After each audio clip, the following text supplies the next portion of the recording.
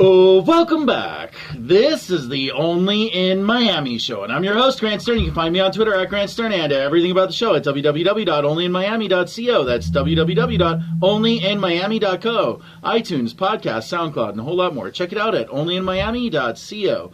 And we're back live with Miami Beach Incumbent Mayor Philip Levine. Mr. Levine, thank you for joining us tonight. Well, thank you for the opportunity. I'm happy to be here. So let's start off with some of the same questions that we asked David Weeder last week. And I'm going to change them to fit your situation, but tell our audience a little bit about Onboard Media and your experiences being an entrepreneur in Miami Beach before you became the mayor 2 years ago. Sure. Well, I tell you, I went to the University of Michigan, majored in political science, never thought I would use the degree, and actually finally used it a little bit, and was always an entrepreneur at heart, and took a job working on a cruise ship, Royal Caribbean, telling people where to go and what to do. A great adventure, great experience in my life. Didn't have any family business to go into or anything like that, but knew I wanted to be an entrepreneur.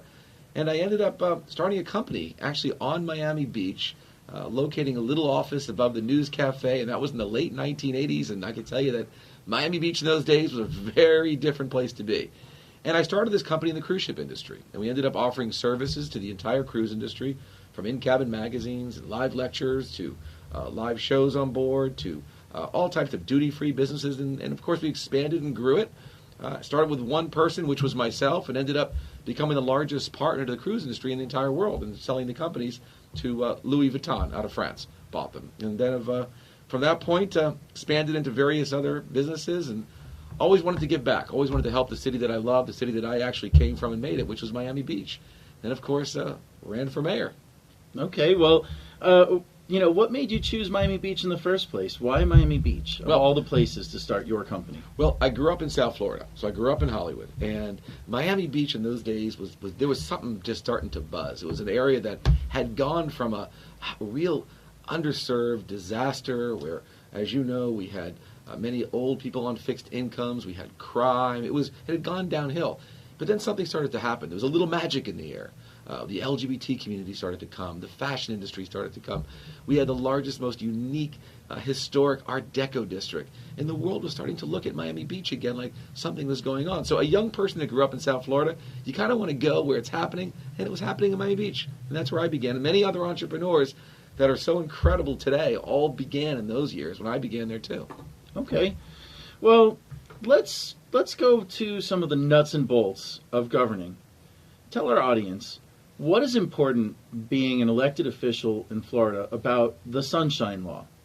Sure. It's part of our, Florida Constitution, and it's also known as Chapter 119. What's important to you about the Sunshine Law?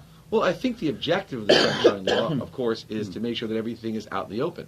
And I believe that assuming you're doing the right thing for your constituents and for the people that you're serving, it is a wonderful thing. Most people, I believe, appreciate the fact that these meetings are publicly held, that everything that you do as it relates to the business of the city is public information, and it should be. Of course, it makes managing much more challenging. There's no question about it.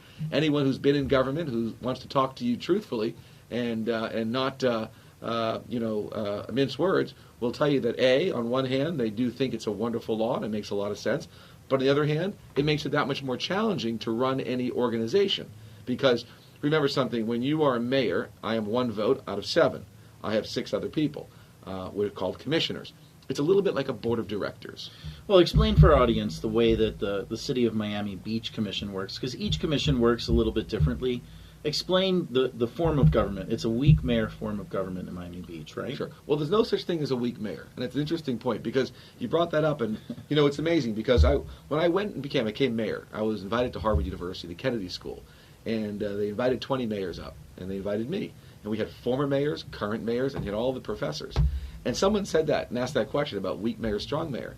And one of the mayors said, there's no such thing as that. Either you're a weak person or you're a strong person. But if you've got a great vision and a great direction, it really doesn't make a difference what specific powers you have. People will follow you. And you brought it up with the Dolphins. I think it's a very important point. The speed of the leader determines the rate of the pack. If you have great leadership, the whole pack moves forward fast. I'm not sure that was my precise point, but part of it is that people do look towards leadership. However, a weak mayor and a strong mayor are defined terms Absolutely. in government. A weak mayor means that You are not the chief executive of the administration of the city. Exactly. So the way we describe it this way, okay, put it more in corporate terms because this is a business show, is that the mayor is the chairman of the board. The commissioners are board members. The city manager is the chief executive officer. And then, of course, our city attorney is our general counsel.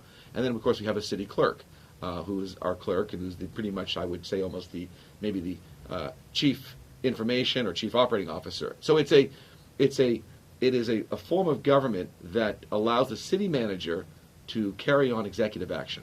Okay. So when you say that there's 6 other votes, in the Miami Beach flavor of government, you sit on the council and have a vote on the council as Exactly, well. I sure do. Okay. And then there's 6 other commissioners. Yep, sure are. Okay. Well, it's important to explain for our audience because every city literally does do it a little bit differently. The city of Miami has 5 commissioners, and the mayor does not sit on the dais. You're right. And that's another form of weak mayor. Absolutely. Some weak mayors are weaker than others, I guess, in the government sense, not Sure. in the leadership sense. Right. Absolutely. But one of the charges that your competition, Mr. Weeder, did bring up is that he said you are trying to turn the mayor system upside down in Miami Beach. He said you're trying to act as a strong executive by getting a slate of candidates elected. Right. So explain to our Sure. audience what that would mean, because there's 3 other candidates he mentioned that were all managed by the same campaign manager that you have. Well, Glenn, I think it's funny because, I have an opponent out there that obviously does nothing but sling mud and make personal attacks, doesn't have a real plan of his own, and have had no previous managerial executive experience. The fact is that, in an election like this, clearly there are certain candidates out there that are running for office that believe in the right direction of the city. They believe that the city is moving in the right direction, and those candidates, truthfully, are the ones that I would personally vote for. Now, I have not endorsed anyone, not even sure if I will endorse anybody, but, it's interesting when, there are 4 other candidates out there that I understand are pretty much behind my opponent, and they all believe that the city is going in the wrong direction. So what you have is an opponent that believes City of Miami Beach is going in the wrong direction, and you have the incumbent mayor, myself, that believes that the city is going in the right direction. I'm not sure what type of analysis or polling that they've been looking at, but I could tell you this, that based on the information that I've been privy to, Miami Beach and the people of Miami Beach feel that we are going in the right direction. So I don't quite understand that way of thinking, and I believe that we should be looking at solutions, ideas, ways of doing things better. The one thing that I don't like, Glenn, I'll tell you, you see it in elections all across the country right now. You have people doing nothing but attacking personally. Usually it means they don't have any ideas of their own, they don't have any plans, but they want to attack. And what happens is, and this is the bad part about it, is that Americans are tuning out and turning off to politics because they don't want to hear this negative personal attacking. They want to hear ideas. Well, let's talk about one of your ideas. How can Miami Beach defeat the flooding problems that it has? Because I saw on the one hand advertisements and announcements that said flooding was solved on South Beach. Never. But Not then for on this the other campaign. hand, I've seen floods on South Beach that are closing down A1A and causing horrific traffic. So let me explain what we did. 2 years ago, when I ran for office, I always say some people get swept into office. I got floated into office because we had such a major flooding issue, which is sea level rise brought about by climate change. And let's acknowledge that the Alton Road plan was put in place before you were elected, right? No, not true at all. No, that's not true at all. It was implemented these when you are started. more lies. By the way, No. I just want to clarify it. If we hadn't done what we had done, Alton Road would be underwater today. Okay, so let me tell you what we did do. When I got elected mayor, I put all the engineers in one room, and I said, we're going to fix this. There's no playbook, there's no textbook, but we're going to move forward, and we're going to show the people of Miami Beach that there's a way to solve this, that we have confidence, and we can get it done. So what we did immediately is, the first thing I did is, I went to the governor, and I went to the Secretary of Transportation, and I said, you don't plan to open Alton Road up till now, this time, this year? And they said, yes. I said, we can't tolerate that. We need to change the program, change the engineering, we need to put in pumps, and we need to get the road open sooner. And we opened the road 7 months sooner. Okay. Second thing we did is we installed pumps, major pumps. We installed them on West Avenue. We made sure FDOT put them on Alton Road. And then we took the neighborhood of Sunset Harbor, which from a topography point of view is the lowest lying neighborhood, where it was completely underwater, Purdy Avenue and these various areas. We immediately, on an emergency basis, raised roads, put in one-way flex valves. That's another interesting thing. Our flex valves all around the city, where the water goes out into the sea from the bay, Okay. they were stuck shut, they were broken open, or they were just fell off into the bottom of the bay. No one from the previous administration would maintain these things, would check them out, so what we had to do is go ahead and do that, number one. Then we had to begin raising roads. Then we started putting pumps in. And what we found is that these areas, 2 years ago, which were underwater, today were bone dry. Now, what we have to do, and what we are doing, we have a $400 million program we've put together with over 60 to 70 pumps citywide to make sure the city of Miami Beach is completely dry. But, Glenn, to answer your question, it's interesting. It reminds me of World War II a little bit. It's a little bit like the United States got attacked in Pearl Harbor. We lost 2/3 of our fleet. You'd have people like my opponents saying, nothing we can do about it. We're doing the wrong thing. The United States is going to lose. And then what we do is we land in Normandy. And those same people are saying, well, what about Berlin? What about France? You haven't gotten to Paris yet. But you know what? We landed in Normandy. We showed that we can do it, that Miami Beach people came together.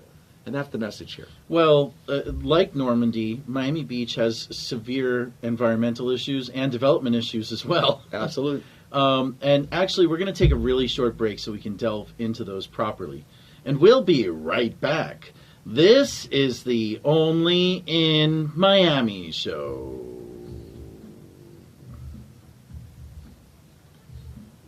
Clear? Go ahead. Good. Yeah. Okay. Yeah. Good. Yep. We'll drop your ratings, though.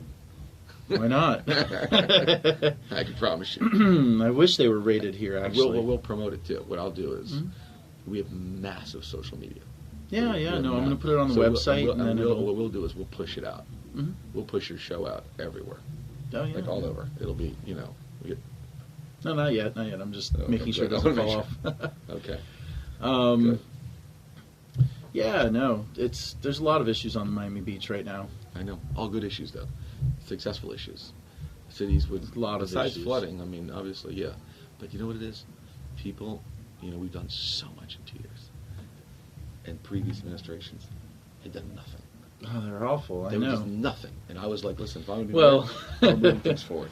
I don't know if you read the Miami Herald this weekend, but Bal Harbour, they hired Miami Beach's former city manager.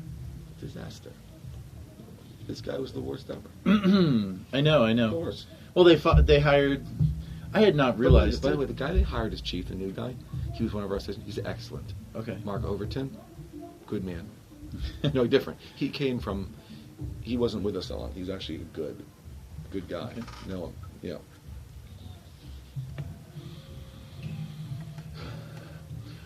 Oh, welcome back. This is the Only in Miami show, and I'm your host, Grant Stern. You can find me on Twitter at Grant Stern and everything about the show at www.onlyinmiami.co. That's www.onlyinmiami.co. And we're back live with Miami Beach's incumbent mayor, Philip Levine. Philip, thank you so much for joining us tonight. Thank you. It's a pleasure to be here. So let's pick up where we left off, and I had mentioned development. One of the more contentious issues in this year's election is actually a ballot measure as well, and it is the proposed upzoning of Ocean Terrace, which I have been told would raise the floor area ratio by double, and that means you can build twice as much building in the same footprint.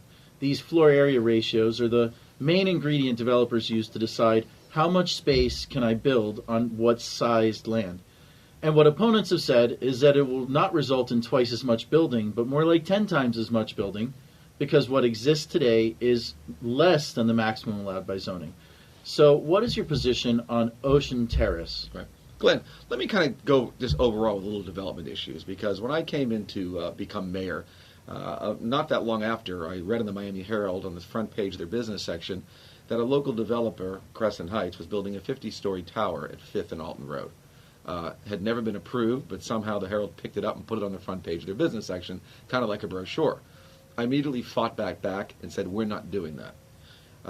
When Terminal Island wanted to build a condominium project, which is Terminal Island right off the MacArthur Causeway. You mean Watson Island? No, Terminal Island. Oh, Terminal Island. I immediately said we're not doing that, and we're not putting our land into it. It's not going to happen. When Watson Island came about, when I was running, we stopped it.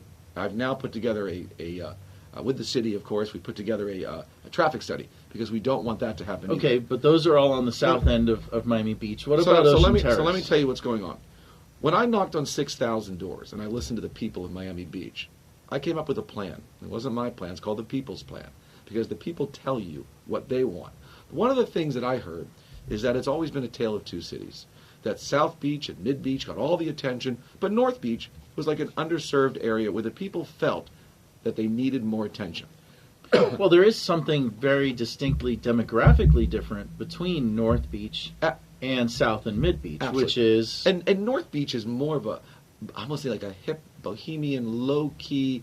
It doesn't need to be South Beach, doesn't want to be South Beach, shouldn't be South Beach. It's got a great vibe. But demographically, for our audience, what would you say the difference between the two areas is? I'm not so sure. I mean, maybe more Hispanic, possibly, could be. I'm not sure the demographics are that much different. But we have seniors in both locations. Perhaps the income demographics are different? Yeah, I think it could be. But certain areas of South Beach have lower income as well. And some That's of the true, like the apartment areas. Rebecca Towers. Yeah, that's so a Section 8 development on Miami and South It really Beach. depends. So what we did is we immediately went out there and said, there's a fountain called Normandy Fountain. You may have seen it. It's been broken for years, never spouted water. Previous administration said it's too hard to fix it. We're not going to fix it. Fountains are not typically a good civic investment. I should mention that the city of Miami has a terrible fountain in Bayfront Park. But this fountain was symbolic. And we said we're going to make it work. Again, terrible in civic investments. Yeah, but this was not and that is symbolic, by the way. This was about fixing pipes and actually making something spout water and clean it up. Sure. We also said we're going to create more excitement. We want to have the O Cinema came in. We want to master plan all of North Beach. We want to protect the MIMO development, Miami Modern Architecture that's there. It's a treasure. Same way we did with the Art Deco district. All these various things that we've done. One developer came in and said, in that one area of Ocean Terrace, which, by the way, on Collins you've probably seen it, it's very dilapidated. It doesn't look nice. It looks blighted. And they wanted to come in and potentially redevelop that area. Now, for me, what I voted for is to allow the people of Miami Beach to make that decision. That is not my decision to make. If the people of North Beach decide that they do not want that area redeveloped, then I agree with them. They shouldn't have it redeveloped. But isn't it a citywide referendum? Right, but I think it's not just a North Beach But referendum. the people of North Beach, I think, are that much more excited and interested in it than the people of South Beach. I'm not sure they're as active in the issue itself. But my feeling is, how do I feel? I believe that the people should decide. I believe that whatever the people decide on that issue is what I'm for. So if they want it, great. If they don't, great. It's the same way with the hotel issue, with the convention center in March. I believe it'll be on the ballot. And I feel at this point, the people of Miami Beach make these decisions themselves. Well, let's talk about affordable housing on Miami Beach. Sure. Besides the Rebecca Towers, what is there? I mean, the beach is becoming truly unaffordable for most people.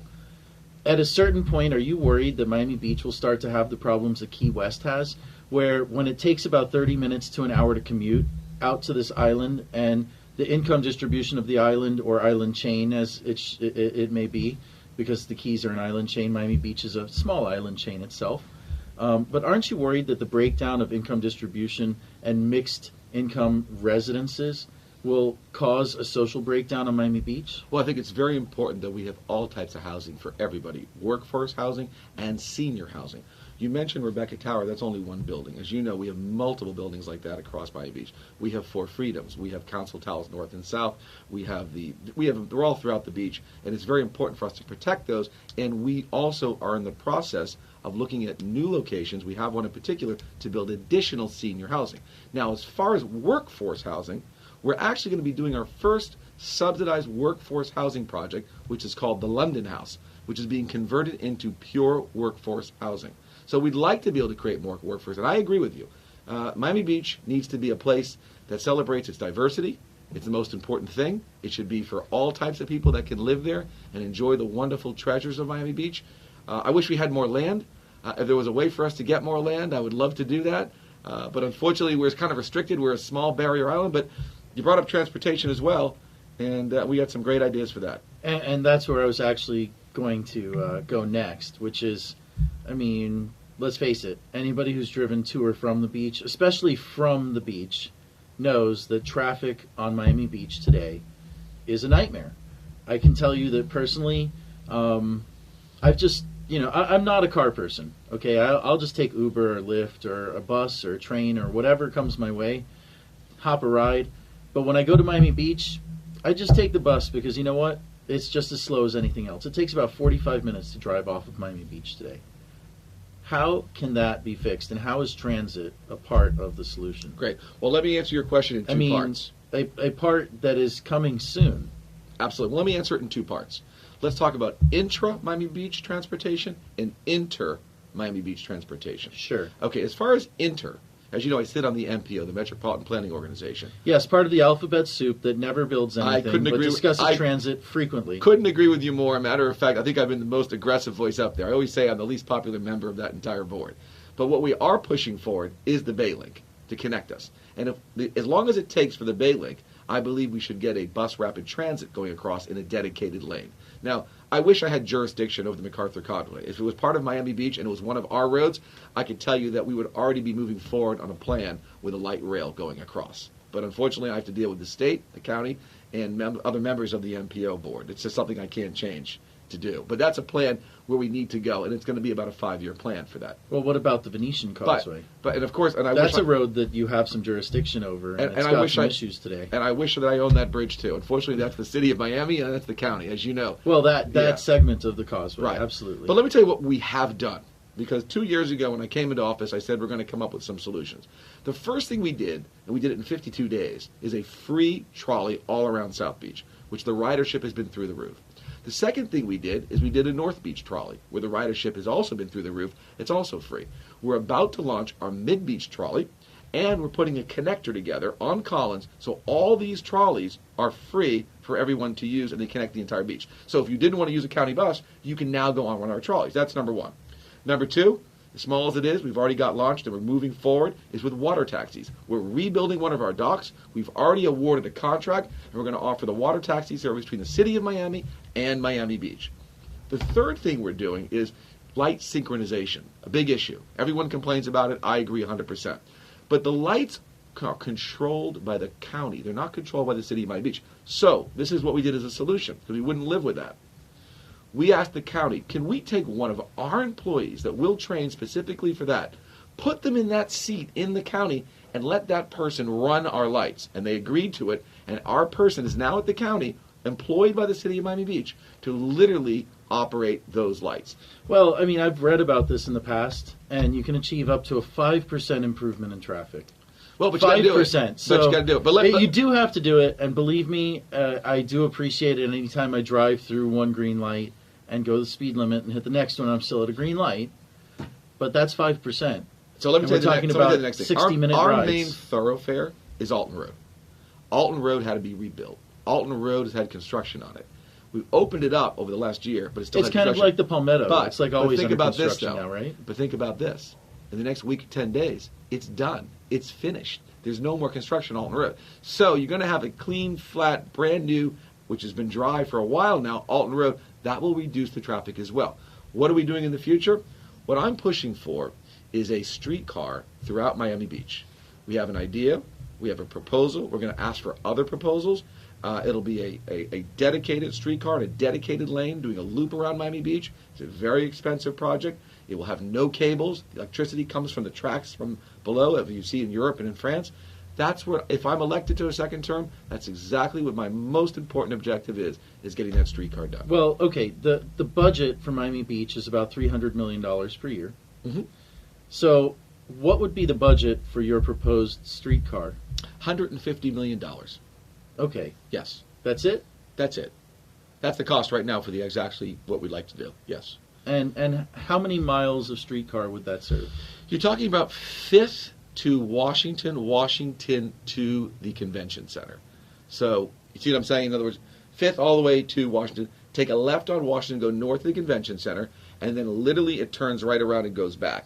We'd also have a garage area so you can park and ride. So it would just serve basically the strip, just from 5th Get them to, off to Washington. Lincoln. And then now part 2 is to take it westbound on 17th or on Dade Boulevard. It hasn't been decided yet. And go down Alton Road. Step 3 would be have it go all the way north from the convention center up towards the hotels. All this is a plan, of course, eventually connecting it to the airport. across the Julia Tunnel. But you got to start somewhere. You got to start somewhere. I mean, I don't want to talk about, our You philosophy. have to start somewhere as long as you don't finish where you started. Well, I agree with that, but you know what? We just got to get going, and that's what we want to do. It's the most important thing. Transportation is key. We cannot wait for the county. We can't wait for Baylink. We must move forward ourselves now. So, I mean, besides this website, which has the solution for Art Basel traffic, what should we do? Because during Art Basel, I understand that the Venetian Causeway is still going to be closed. It's called Fly Blade. They rent helicopter time. It's Sure. only $95 a ride. Heck, people in Doral are probably using it every day right now. But, I mean, what are people supposed to do when Art Basel rolls around and the Venetian Causeway is still closed? So what we're doing right now, and we did last year, and we're going to expand it aggressively, is we're offering additional free trolleys and shuttles all across Right, Miami Beach. but you can have all the trolleys and shuttles you want. But I'll tell you, 2 years ago, on the Wednesday that Art Basel opened, I had a wonderful VIP pass. And I took my VIP pass and I hopped into my car and I drove all the way from 17th Street to 15th Street on the Miami side of the Venetian Causeway. This is when the causeway was open. And then I tried to turn left. And that was it. I decided I couldn't take the car there because the traffic was all the way backed up to the left-hand turn. I hopped in my bicycle and I rode my bicycle past all the cars. But I was the only guy riding the bicycle. Everybody else seemed to want to stay in their cars. What are they supposed to do this year? Right. So I think the key to this situation, of course, is less people in their cars. We're encouraging people during Basel, do not drive, use our shuttles. We have so many of them, and we're expanding them so much. But are they coming from the city of Miami? Oh, absolutely. Well, they're going both ways. So they're literally going They're going to come to Miami. They go right across the causeway. We actually put together, Glenn, dedicated lanes on the causeway during Basel Week, just for these shuttles to go back and forth. Now, it can't be dedicated the whole way because when you go over the bridge part, there's just no additional laneage area there. So Sure. It's a little more challenging, but the campaign we're going to be launching is going to be even that much more informative to get people not to use their cars. It's crucial. Okay, well, since So we're next time I talking- tell you, don't bring your bike, just get in one of our shuttles. Okay, I'll give it a shot. Since we're talking about big events on Miami Beach, though, let's talk about one of the major events on Miami Beach that has generated a lot of controversy, and also it involves the police, it involves the Sunshine Law, it involves all the different aspects of beach life, because it's an event on Miami Beach, which is what Miami Beach is about in many ways. And that's the Urban Beach Week, which happens every year on Memorial Day weekend. So let's start in the past, because this is an incident that happened several years ago, but it's still affecting citizens today. And in 2011, there was a shooting by police officers on Miami Beach during Urban Beach Week, and a young man named Raymond Harris was killed in his car. 3 days later, police say they found a weapon. Well, 10 additional innocent bystanders, 4 of them very seriously, were all wounded by police bullets. And they have filed lawsuits. They have won all the lawsuits. But the Miami Beach Police Department has resisted all attempts to give full disclosure and follow the Sunshine Law with that incident.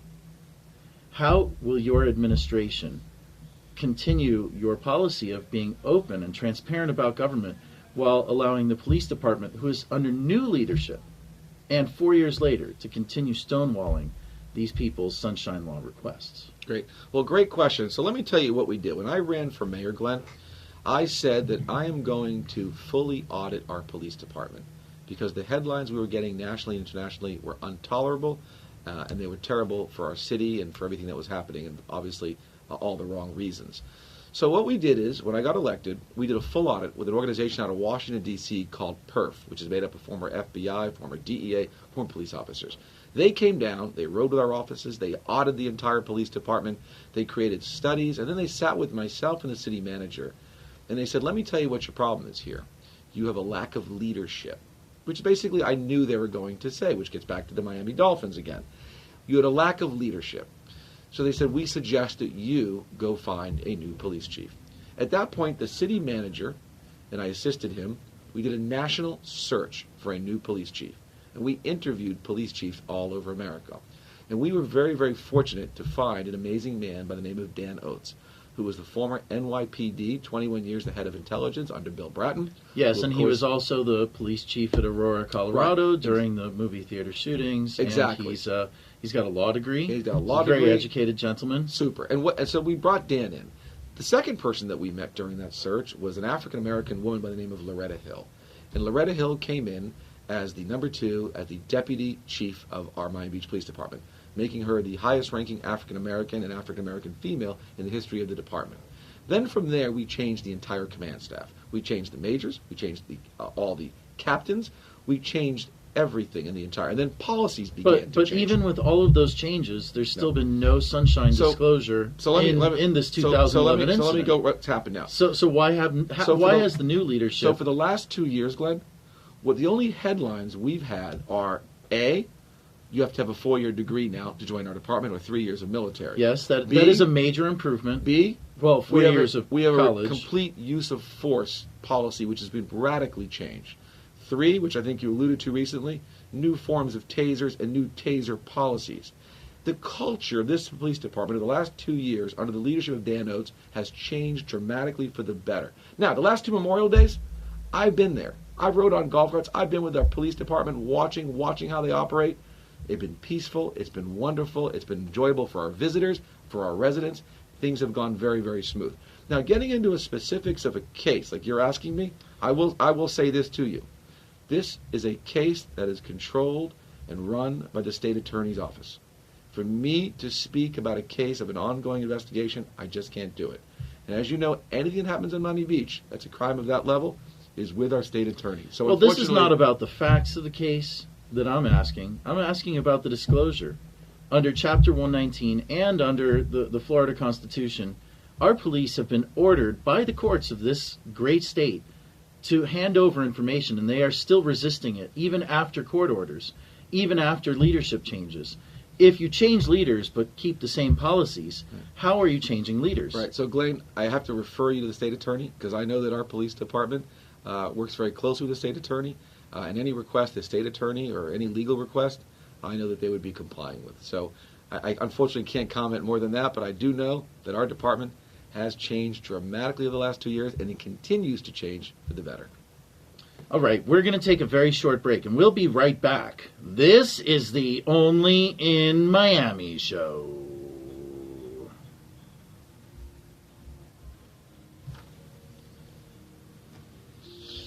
There you go. It's funny. I'll find out more about it, but we comply with everything. I mean, they've been fighting the courts. Yeah. I mean, it has to be a state attorney though. Kathy Rundle's in charge of the whole case. Yeah, but this is the civil issue. These people are having the issue of getting compensated for being wounded. So it's a civil case. They're trying to gain disclosure, not the criminal case. Criminal case has already been settled. It's done. Mm-hmm. You know, there is no more criminal ongoing investigation. Yeah, but I know our city attorney would comply with everything. I mean, we're very by the book, but no, man. I can find out. I can find out more. This is way outside of compliance. These poor people have been, That was what a horrible stonewalled. Let me tell you something. This department, before I got there, and they threatened me everything. Because I came out against them. They wanted nothing more than me to lose. Yeah. I mean, they hated my guts. They hate everybody's guts. They're not a very nice department. I mean, but we still have to fight with them. We're constantly fighting because it's like our whole command staff. I'm dealing with union issues now, the compensation. It's like. Yeah. I had the head of the Miami Police Union in here. Oh yeah. Oh my God. And he told me that one of his officers jumped into the back seat of a car with a handcuffed suspect to make sure he had proper ventilation. Yeah. These guys have a different world than us. Yeah. They have a different mentality, different world than us. It's been an education, I'll tell you that.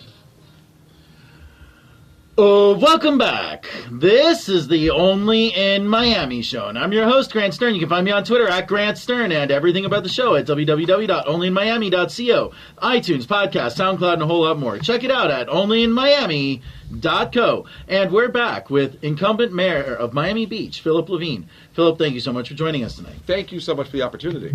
So, let's keep going. We left off with the police, and let's pick up with the police. And let's talk about, an incident that you had mentioned. We didn't talk about it previously, but it relates to taser policy with Miami Beach PD. And you mentioned blight on North Beach, and the most blighted part of North Beach is the former McDonald's, right there on 71st Street. Yes, exactly. That whole area there, it's going through positive change right now, though. It's going through positive change. It actually has a new tenant there. It looks beautiful, from what I understand. Yes, it does now. But it sparked an incident that people still remember, which is the death of a young man named Israel Rifa Hernandez at the hands of a Miami Beach police officer. And that led to some policy changes. So explain to our audience what Miami Beach PD has done to change their policies. Because you mentioned broader use of force policies. And definitely for those that read my photographyisnotacrime.com column, they would care about that. But explain for our audience what's different today. Well, first of all, I would just like to say that was an absolute tragedy. And, last couple of years I came into office. Obviously that incident happened before administration. But nevertheless, my heart goes out for their entire family. And this was a very bright, young, smart, up-and-coming artist. And that clearly was something that we would never, ever want to see again happen anywhere, especially in Miami Beach. Since that time, I told you we have a new chief, we have a new deputy chief, we have a new command staff. We have a change in use of force policy that the chief has brought to the administration, to the department. But specifically with tasers. But so from what I understand, and obviously I'm not a police expert, would never want to put myself out there, but our chief is, and I would encourage you to have him on the show because he'd be able to answer this very specific. Oh, he didn't want to be recorded the last time I saw him. But what they have done, and what they have done, of course, is they have changed the taser policy. And those are specific things that the chief has put into place. They've also, from what I understand, have a different type of taser that I guess is less strong or less lethal that they put into effect. And once again, but I think it starts at the top. I really believe in my heart the speed of the leader determines the rate of the pack. When you are changing the culture of a police department like we have undergone in the last 2 years, people act differently, they think differently. I don't want to get into the specifics of that unfortunate, horrible incident, but I do know that I believe, and I know our administration believes, that with the new team we have there, hopefully these types of things will be from the past. Okay, so we're going to do something that we did with your opponent last week, and I'm going to give you 2 minutes for each question. And the first question would be, because you guys are in a race here, what would you say your opponent's vision for Miami Beach is? Well, that's a really, really good question. It's hard for me to know that because I knocked on 6,000 doors and I met the people and I listened to what they had to say. I haven't heard anything from my opponent. He spent a whole hour here last week. There's plenty to listen to. And what I understand is that they want to go backwards. That his policies are the policies of the past. His policies are the policies of the previous city manager and of taking the city back to where it was before I became mayor. I can tell you most assuredly he did not mention either of those ideas. Continue. But so I haven't really, I know when during the Breakfast Club he was asked what it was and he said specifically that he doesn't have a plan and he'll learn on the job. We have done so much, so many things that must be continued that we can't let fall back. So to be honest with you, I don't know what my opponent's plan is, and I would be wrong if I told you I did, because I just don't know. So what would be your plan for the next 2 years for Miami Beach? My plan is pretty clear. It's to continue what we've done in the previous 2 years and move things forward. Number one, continue and make sure we renovate our convention center properly. Make sure we build that 6-acre green space park in front of it. Number two, to continue the culture change in our police department to make sure, as we previously discussed, these horrible incidents do not happen and bring bad press to our entire city and to our people. That's the only reason to reform the police department? Of course that, and of course we don't want to have horrible, unfortunate incidents happen to anybody or life or loss of anything. That's, of course, the situation. The third thing we don't want to do is we must move forward with our flood prevention program. It's a $400 million program. We have 60 pumps we need to install. We cannot stop this program. The previous administration were pushing in injection wells, pushing water into our aquifer. And you know what was happening? The water was bubbling back up because the water level is too high. We've changed that system. We no longer want those types of pumps. We studied it. We understand it. So we got to continue that way. I also want to continue in North Beach. I want to make sure that North Beach flourishes, that grows, that the right things happen, that we have the right master plan, that the right areas are protected. The MIMO design is protected in North Beach, that the North Shore Open Space Park gets completely renovated. We're spending $6 million to do that. These are part of the things that I want to make sure that our residents are still treated like customers, and we continue that customization, because previously, when you walked into City Hall, or you wanted to get a building permit, or you wanted to paint your house, or you wanted to open up a small business, you were treated horribly. Today, you're treated like a customer. I want to make sure we continue that going forward. Well, a couple of years ago, you said something that was published in the Washington Post, and I'm sure you've heard it again and again, and probably a lot more on the radio than on any other medium, and it bears reading here today, because I want your reaction to this. You said, it's important for cities to play to their strengths. Do not try to be something you're not. Miami Beach, our strengths are tourism and travel. We also think it's a great opportunity for us to attract hedge funds and private equity groups, because what do they need? They're looking for, number one, quality of life. We have it. Number two, they want beautiful places to live. Miami Beach, we have it. Number three, they want tax savings. You move from New York to Florida, you're probably going to save almost 10% on your income. So we're a little bit like Monaco of America. That's who we are. Now, many would say that they don't want to be Monaco of America. Right. And you know what? How is this congruent with your vision for Miami Beach for people that are not hedge funders, that are not wealthy, that are not living in the oceanfront penthouses, but rather the small apartment buildings who work and live in Miami Beach? That's a very good question. And when I said Monaco, I'm meaning that's one segment of who we are. That's one part of our core competency. In the same token, we're tourism, we're hospitality. We're actually developing some high tech. We have Rocker Labs in Miami Beach that are doing great things and starting to build businesses.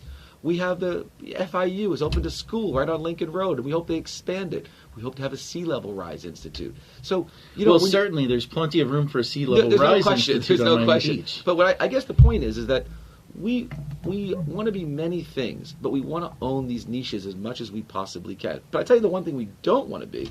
We don't want to be a convention-style city that attracts all types of conventions that have commuters coming in. We need less people on our streets. We want more heads in beds. We want more shows that utilize our new renovated convention center, where people are flying in, staying at our hotels, and not driving in necessarily and clogging up our roads. So we're trying to reposition our city. Well, that way. is it the tourists that are causing the traffic, or is it the residents? Well, I think it's a combination. I think you can't discriminate one for the other. I think that, hopefully... you're the mayor. Yeah, you tell me. Hopefully, our tourists will utilize some of our transportation and not drive cars and not rent cars. We just started this new program, Cars to Go, which is terrific. And we hope to expand those kind of things. Yes, Car to Go. I was associated with Car to Go for a very long time until they decided to start transportation redlining in Miami. Is that amazing or what? They actually invented a new form of discrimination in public utility and services. Well, I hope we didn't do that, but if you say so. It's not you guys that did it. Okay, no, county. You guys didn't do it. It's their company, Car to Go, which I have a very specific beef with them. But that's another story. Glenn, when I first got elected, one of the first things I did is we passed a non-binding resolution that we wanted Uber. And, sure. Of course, the county was all against it, and now hopefully we're going to move forward. I've been a big advocate of it. I'm a user of Uber. Yeah, so am I. So I just hope I took Lyft over here. Yeah, I hope we can just continue and get these things. Beggars can't be choosers. We need as many transportation alternatives as possible. But again, isn't it the locals that are really the traffic issue? I mean, the tourists, they take a cab and then they walk around. It's probably more locals, but it's also, truly, we have people that are working in the city. We got to make it easier for them to get to our city. I mean, it's hard. The residents have a challenging time. But I think with the things we've done and with the construction coming to an end on Alton Road, people will see a big difference. Okay, so I've got time for one last question, and I'll give you some time to speak directly to the audience as well. My final question is, what do you believe the fate of Rebecca Tower and its sister tower should be in maintaining affordable housing on South Beach, south of 5th? Well, it's funny you brought that up, because unfortunately my opponent put out lies, horrible lies that scare the old people of our city, shameless lies, things that you never do in a campaign because they hurt people. I've just been reading the news, to be honest, not your campaign. What's so sad is that I've been the biggest champion for the seniors. Rebecca Towers is never going to be developed. It will never be developed as long as I'm the mayor in this city. It will never happen. But more importantly, which is so ridiculous, it makes these lies so stupid, is that, forget about what I'm saying, we have legal covenants from HUD and the city, which basically say that development at a senior housing facility like Rebecca Towers can never be changed. It would have to be 10, 15, 20 years from now, and you'd have to have all kinds of ordinances and referendums. It's his ridiculousness, and it's a sad thing when your political opponents scare old people for political votes, and it backlashes. It always turns around the wrong way. So I believe that we need more senior housing, and the one thing we shouldn't do is ever scare seniors for any political cause whatsoever. Alrighty. Well, Mayor Levine, thank you so much for joining us tonight. I'm going to give you a couple of minutes to speak directly to our audience and explain to them why you are the incumbent and you should be elected for another term for another 2 years in Miami Beach. Well, thank you for that opportunity. I ran for mayor. I'm not a political politician. I'm not a politician, rather. I'm a business person. I ran for mayor to help the city, which I love.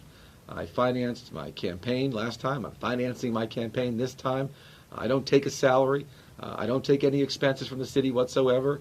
I do it because I love the city of Miami Beach. It's the most wonderful experience I've ever had in my life, and it's been the most rewarding. I believe that the city has moved in an incredibly positive direction. We have a plan for flooding. We're renovating our convention center. We've begun reforming our police department. We've begun stimulating and paying attention to North Beach. We have started now, the last 2 years, aggressively to treat our residents and our tourists like their customers. And we're making Miami Beach the 21st century city that it's supposed to be. And we've also limited development. We've pushed back. We have increased our historic preservation laws. You no longer can build McMansions on Miami Beach. We've reduced what you can build on a single-family lot. And we're continuing to do the right things because of one reason. I listen and we listen to the people of Miami Beach. That's who I serve. That's my boss. And I welcome and honor the opportunity to serve again. Well, I really want to thank you for coming out to the program. It's been my pleasure for this hour. And tell our audience where they can find out a little bit more about you online and on Twitter. Sure. Well, Levine for Mayor, levineformayor.com is our website, and that is our campaign website. And I encourage everyone to go to levineformayor.com. Okay, and if they want to reach out to you on Twitter? Mayor Philip Levine. Mayor Levine. At Mayor Levine. At Mayor Philip Levine. On Twitter. Exactly. Alrighty. Well, Mr. Levine, thank you very much for coming out, and we'll be right back. This is the Only in Miami show. Good. Is it good? Yeah. Was it? Are we live or we're live? Oh, yeah, we're live. Oh, good. But, I mean, we're... Okay, great. Good. Terrific. Oh, it was fun. I enjoyed it. Yeah, no, there's a lot of things going on. For a city of 90,000 people... By the way, it's